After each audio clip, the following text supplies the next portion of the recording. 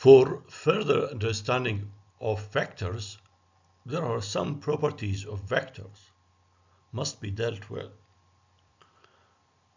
The first property is how to know whether the vectors are parallel or equal to each other. Well, if the two vectors have the same direction, we can say that they are parallel. Here are the two vectors A and B have different magnitudes, but they are in the same direction. So they are not equal to each other, but they are parallel to each other.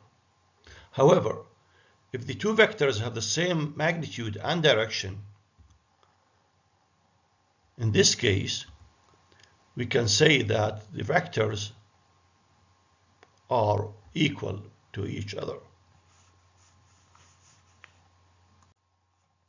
The second property is the negative of a vector. If the vector is multiplied by a negative sign, is it going to be the same as the original vector? Well, a vector A has certain magnitude and direction. So it becomes a different vector when multiplied by a negative sign. So the two vectors A and B are anti-parallel vectors because they have opposite directions, although they have the same magnitude. The third property of vectors is the multiplication of a vector by a scalar. How does a vector A change when it is multiplied by a positive scalar quantity? For example, if we multiply the vector A by 2, so the new vector B is going to be 2A. In this case, the length of the vector is twice the original length of the vector A. However, they are in the same direction. So what about if the vector A is multiplied by a negative scalar quantity, minus 2 instead? Then the new vector, we'll call it D, is going to have the same magnitude as the vector B in the previous case, but in opposite direction. We can conclude out of this that the vector changes when either its direction or magnitude changes. And obviously, the vector also changes when both magnitude and direction change. The fourth property of vectors is the addition of vectors. Vectors follow different methods or rules when they are added to each other or subtracted from each other than those of scalars. The addition of two vectors like A and B will give a third vector called C, and this vector C represents the sum or the resultants of the two vectors. However, when the vector B is multiplied by a negative sign, or maybe expressed as minus B, and then added to the vector A, this addition process is actually the well-known subtraction process, which says D equals A minus B. Here, the addition or subtraction of vectors will be conducted using algebraic and geometric methods.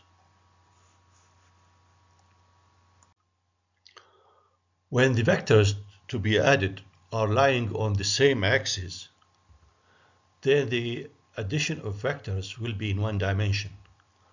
For example, if the vectors like A and B are towards the east or towards the positive x-axis, then the resultant will have a magnitude is the sum of the magnitudes of both vectors a and b, while its direction is the same as that of the two vectors. Then the resultant will be due east.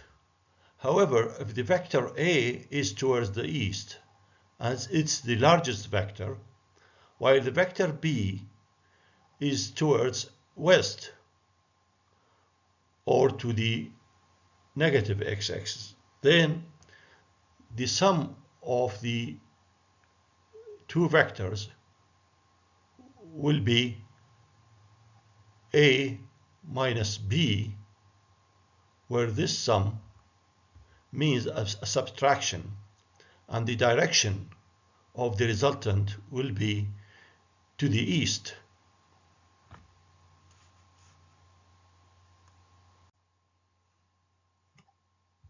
Is it possible to add a vector quantity to a scalar quantity? The answer: no, it is not possible, because the addition of vector quantities has rules different from that of scalar quantities. Before we go to the next video and learn the addition of vectors in 2 dimensions using algebraic and geometric methods, let's watch this video which shows the addition of 2 vectors on 2 different perpendicular axes.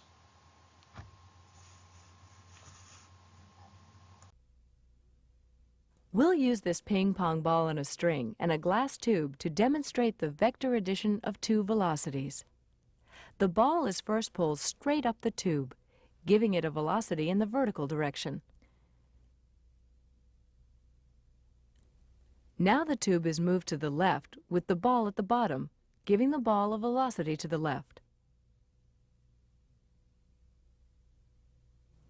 When the top of the string is held stationary, while the tube is moved to the left, the ball moves up the tube and to the side at the same time. The vertical and horizontal velocities of the ball have equal magnitudes, and their sum is a velocity at 45 degrees to both.